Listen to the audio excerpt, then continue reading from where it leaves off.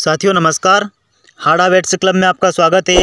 साथियों आज हम बात करेंगे संक्रामक गर्भपात की, यानी पशुओं में संक्रामक गर्भपात किस किन कारणों से होता है और इसकी रोकथाम क्या है और इसका इलाज हमें क्या करना है।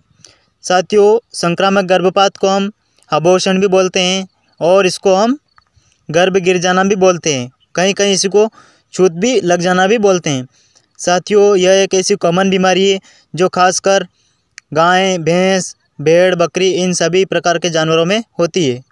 साथियों यह बीमारी मुख्यतः जब पशु 5 महीने से लेकर 8 महीने के बीच तक प्रेग्नेंट रहता है, उस अवस्था में बहुत ही ज़्यादा यह बीमारी होती है, यानी अबॉर्शन होता है पशुओं का।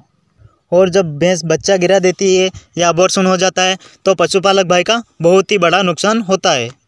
अब बात करते हैं कि जब यह गर्भपात होने की स्थिति रहती है तो उस समय हमें लक्षण क्या क्या देखने को मिलते हैं, हमें ऐसा क्या देखने को मिलता है जिससे हमें पता चल जाता है कि भैंस अब बच्चा गिराएगी या भैंस का अब अबॉर्शन होगा। साथियों प्रायतः पशु का अबॉर्शन 5वें से 8वें महीने में भी होता है, मतलब 5 महीने से लगाकर जब 8 महीने तक पशु प्रेग्नेंट रहता है उसी स्थिति में होता है। पहली पहचान तो यही है। इसके अलावा जो पशु रहेगा उसको बहुत ही तेज़ बुखार आएगा, यानी उसका टेम्परेचर भी बढ़ जाएगा और टेम्परेचर के साथ साथ पशु बेचैन रहेगा, यानी वह चारा खाना बंद कर देगा और बेचैन रहेगा, इधर जाएगा उधर घूमेगा, बार बार बैठ उठ करेगा, बार बार बैठेगा, बार बार खड़ा होगा। ऐसी स्थिति में यही करेगा वो, और धीरे धीरे पशु खाना पीना बंद कर देगा और कम कर देगा और पशु कमज़ोर होता चला जाएगा। और जो इसके अलावा जो पशु का अडर रहता है, यानी जो थन रहते हैं, वह एकदम से लाल हो जाते हैं, यानी बहुत ही गर्म हो जाते हैं और लाल हो जाते हैं और उन पर हल्की हल्की सूजनी आ जाती है। ऐसा लगता है जैसे मानो भैंस ने दूध उतार दिया हो, यानी भैंस पवास गई हो। ऐसी स्थिति में यह लक्षण हमें देखने को मिलता है जब भैंस का अबॉर्शन होने की स्थिति रहती है तब।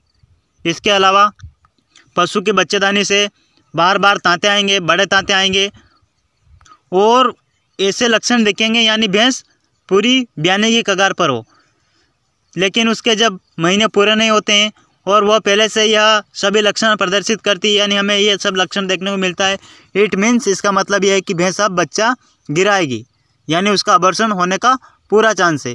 और ऐसी स्थिति में जब गर्भाशय में संक्रमण होता है, यानी संक्रामक रोग होता है, वह रोग अगर एक बार गर्भ में चला गया, यानी बच्चेदानी में इन्फेक्शन हो गया, तो फिर पशु का गर्भ गिरना निश्चित है, यानी अबॉर्शन होना निश्चित है। फिर आप उस अबॉर्शन को रोक नहीं सकते।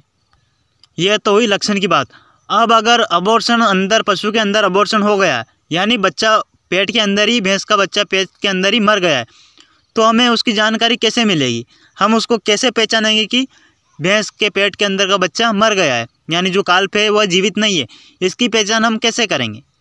जब पशु का अबॉर्शन हो जाता है तब पशु पूर्ण रूप से खाना पीना बंद कर देता है और पशु की बच्चेदानी से ब्लड आने लगता है, यानी खून, लाल रक्त हमें देखने को मिलेगा।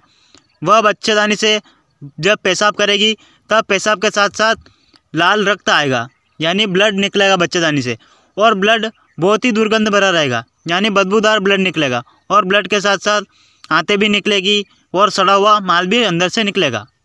यूँ अगर आपको साधारण भाषा में समझाया जाए या आपको अगर सिंपल भाषा में बताया जाए तो जब पशु की बच्चेदानी से आपको ब्लड देखने को मिले या जब बच्चेदानी से ब्लड गिरा हुआ मिले, बच्चेदानी पे कहीं जो योनि रहती है, अगर योनि से आपको थोड़ा बहुत भी ब्लड देखने को मिले, इट मीन्स बच्चा मर गया है।